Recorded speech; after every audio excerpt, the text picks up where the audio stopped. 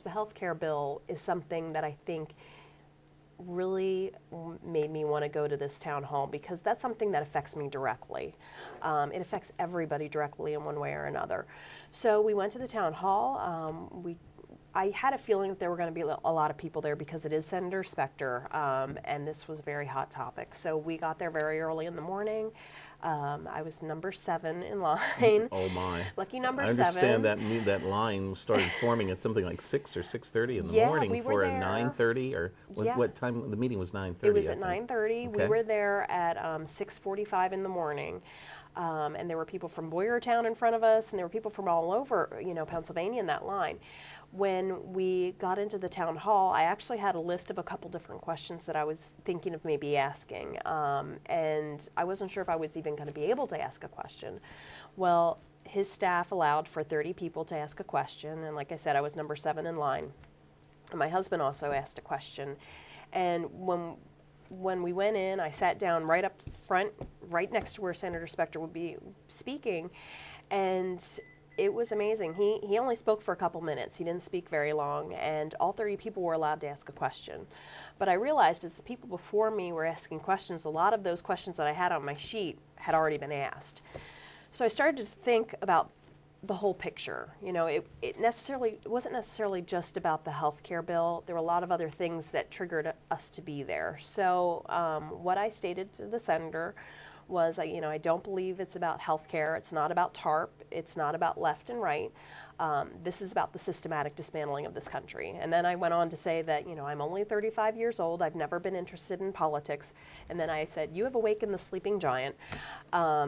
And that we were tired of this, tired of him switching parties, tired of the rhetoric that we hear out of D.C., just tired of everything and all these things that have been shoved down our throats over the past the past year or two. And I said, my question to him was, what are you going to do to return this country back to what our founders created according to the Constitution? Everybody in the room stood up. There were 250 people in the room, and I was not expecting this at all. But I definitely realized that I had hit a nerve of some sorts. And then the senator went on to say, to answer my question, and he said, well, I have been legislating by the Constitution. Everybody in the room starts laughing because this isn't necessarily the truth. He said then that he had made sure that he voted for judges for the Supreme Court who upheld the Constitution and didn't legislate from the bench, but he voted for Sonia Sotomayor, who said that she legislates from the bench. So Senator Specter, in and of himself, is a caricature. He is someone that epitomizes a career politician and what we do not need in Washington, D.C. I don't feel he represents me. I don't feel he ever represented me. I've been a Democrat and I've been a Republican. I never voted for him at all. Well, I realized. He won't be representing you any longer, No, Katy. thank God, thank God. So it's going to be interesting to see now that he has not been, reelected. What's going to happen? He's going to stay in it somehow, one way or another. You need to. I would think, though, the one thing I certainly will give him credit for is that he was there. And he did have the town meeting, and he had some other town meetings across Pennsylvania, and he listened and he took the questions. He may not always have agreed with the tenor of the questions, of course, but he was out there. Of course, one could respond that he was out there because it was an election year. Exactly. And So- well, he said also during that town hall that he didn't have to be there. And no, he didn't, but he needed to give respect to the people that have voted him into office. And I give him a lot of credit that he did have those town halls. I've said it time and time and again. My representative is Tim Holden.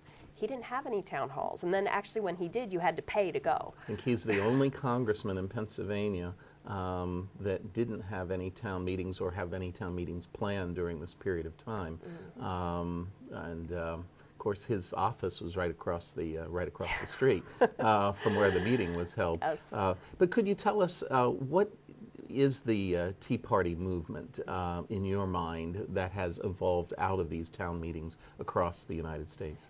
Essentially, it is people looking for fiscal responsibility in government. This isn't a social issue at all. This is about fiscal responsibility. I look at my kids, and I know a lot of people I've talked to across the country, with children. We are not necessarily hopeful for their futures at this point because of the reckless spending that's going on in Washington, D.C. A lot of people, I guess, don't understand that T stands for taxed enough already. At least that's what I've always heard. Yes. That is true. So you have gone on from questioning Senator Specter to appearances on the Sean Hannity show in Fox out of New York City. You've been on Glenn Beck, and you've been interviewed by Rush Limbaugh. Yeah, well, not Rush, but I've Geraldo, Greta Van Susteren, CNN. I did American Morning. I was on Hardball. A lot of different. Oh my! So you have truly been making the rounds and talking about the Tea Party movement. How have those appearances gone for you? I think in general they've been good. There's, when I went on Hardball, that was a very difficult interview. Was that Chris Matthews at that point? Well, he was actually on vacation. It was Lawrence O'Donnell, who worked for the Clinton administration. And it was interesting being on the other side of the television set and actually being a part of it, because I've seen Lawrence O'Donnell on TV and Chris Matthews, and I noticed that they're very vicious a lot of times, and the producers told me at the time, they'll be very easy on you.